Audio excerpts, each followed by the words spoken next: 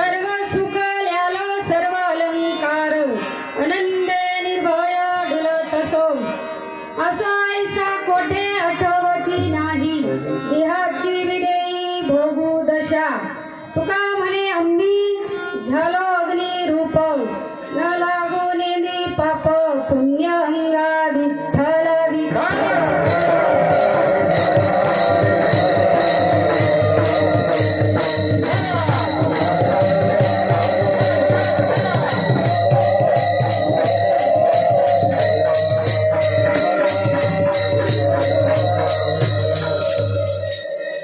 सचितानंद श्रीपाद बाबा की जय सचितानंद रामदास बाबा की जय चैतन्य कानिपनाथ महाराज की जय बजरंग बली हनुमान की जय छत्रपती शिवाजी महाराज की जय धर्मवीर संभाजी महाराज की जय विठ्ठल विठ्ठल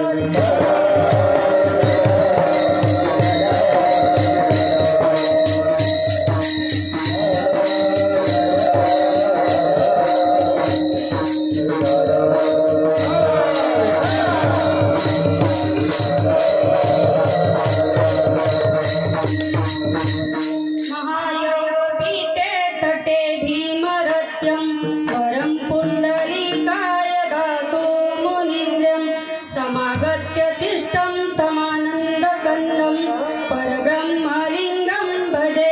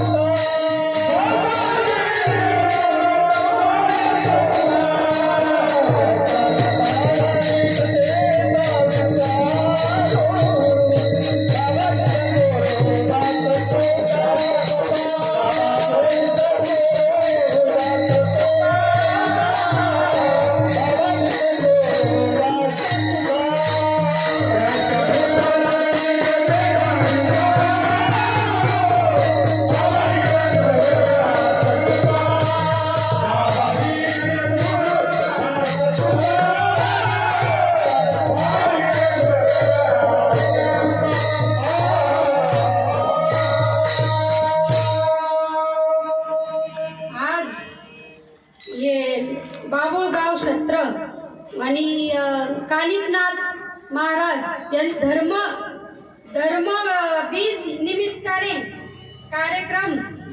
बीज निमित्ताने कार्यक्रम आयोजन करणारे इथं 6 वर्षापासून सेवा हे मंदिर चालू होतं तेव्हा आम्ही आलोय इथं वैष्णव मेळा पण झालेला आहे आम्ही येत होतो पण योगायोग भगवंताची कृपा काही दुरावले गेलो वैष्णव मेळे बंद पडले पण आमचे गुरु बंधू काशीनाथ महाराज गायकवाड आणि भास्कर महाराज गायकवाड यांच्या मार्गदर्शनातून आम्हाला या सेवेचा योग मिळाला आणि आज कीर्तन रूपी सेवा बाबासाहेब राधाकिशन तुपे यांनी ही आमची कीर्तन रूपी सेवा घेतली आहे कारण मी काही तुमच्या सारखीच आहे तुमच्या भागातलीच आहे आणि मी काही कुठं संस्थेत काही कुठं शिकायला गेलेली नाही माझ्यावर जे काही कृपा असेल हे नाथ बाबांचीच आहे आमच्या गावामध्ये मी मच्छिंद्रनाथाचा धर्मबीज 16 कार्यक्रम चालू आहे तिथूनच हा गुरुप्रसाद भेटला आहे आणि त्या माध्यमातून आम्ही या जे वारकरी संप्रदाय ते आनंद संप्रदाय संप्रदायामध्ये योग आला, त्याच्यानं आम्ही थोडं या भक्ती मार्गाकडे वळाला आहे. आणि हे नाथ बाबा म्हटल्यावर ही नाथाची परंपरा म्हणजे खूप काही मान आहे.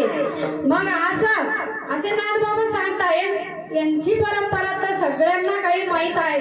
नवनाथ ग्रंथ पारायण म्हणजे नाथांनी सगळं काही त्याच्यात सांगितलं आहे. कथा बा आपण सर्व काही ऐकून आहे. पण याच्या माध्यमातून कीर्तन रूपी सेवा माझ्यासारख्या पामराला भेटणं हे माझं बी काहीतरी भाग्यच आहे.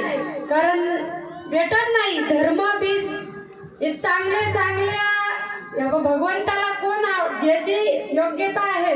मला तर तुम्हाला काय सांगावा, मी गुरुबंधू या ठिकाणी जास्त काही कीर्तन केले आहे, पण नवीन ठिकाणी केले नाही. तुम्ही तर सर्व आता भाऊ हे गायकवाड भाऊ हे ओळखीचे आहे. पण भेटला योग सगळे तुम्ही संत माय बापाचे, माता मावले ओळख नाही, पण सगळे काही आपलेच आहे. तर याच्यातून कीर्तन रूपी सेवा भेटली आहे. आणि कीर्तनाची पहिला दिवस आणि माझ्याकडे आले विठ्ठल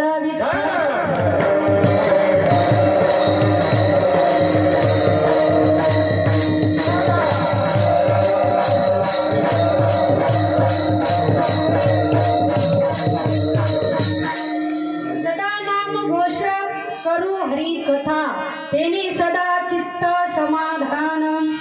तुकाराम महाराज सांगतात आपण काय केलं पाहिजे. सदा नाम घोष. सदा म्हणजे कसं आणि किती, याचं काही मोजमाप आहे का? नाही ना. असं चिंतन करा, असं नामस्मरण करा. याला काही टाइम नाही, वेळ नाही, असं पण नाही. पण हे नित्य नेमानं सदा अखंड, म्हणजे असं क्षण बी नाही. आपण कसं आहे सगळे काही संसारी आहे. संसार करूनच परमार्थ करायचा आहे. साधू संतांनी सांगितलेले आहे संसारी असावे, आसुनी नसावे. पण जो संसार करून परमार्थ करतात त्याला केलाच पाहिजे. आपल्याला भगवंतानं चांगला मार्ग दाखवला आहे आणि त्याच मार्गाने आपण चाललो पाहिजे. पहिल्या चरणात तुकाराम महाराज सांगतात सदा नामघोष करू हरी कथा, तेने सदा चित्त समाधान. आपलं समाधान कसं राहील, कसं नाही राहणार. कारण नामस्मरण जर केलं ना त्याची चित्त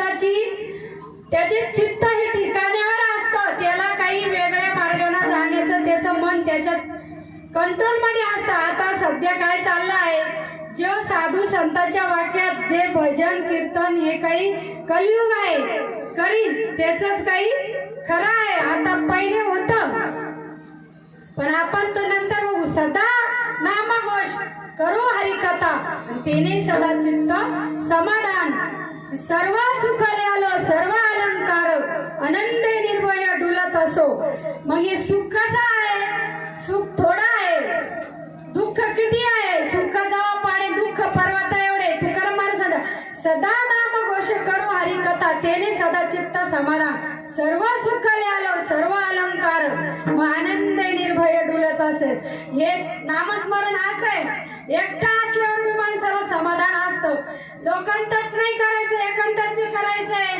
पण ज्याची त्याची भावना आहे, कधी करावं कधी नाही करावं. पण हे नामस्मरण केलंच पाहिजे. एखाद्या गुरुच्या सानिध्यात गेलं पाहिजे. आपलं खरं भाग्य मानावा का आपल्याला असे संत महंत आपल्या भागात आपल्या देशात, असा देश आपला, असं भारत भूमी पवित्र आहे की असे मोठे मोठे महान साधू ऋषी आपल्या भागात आले आहे.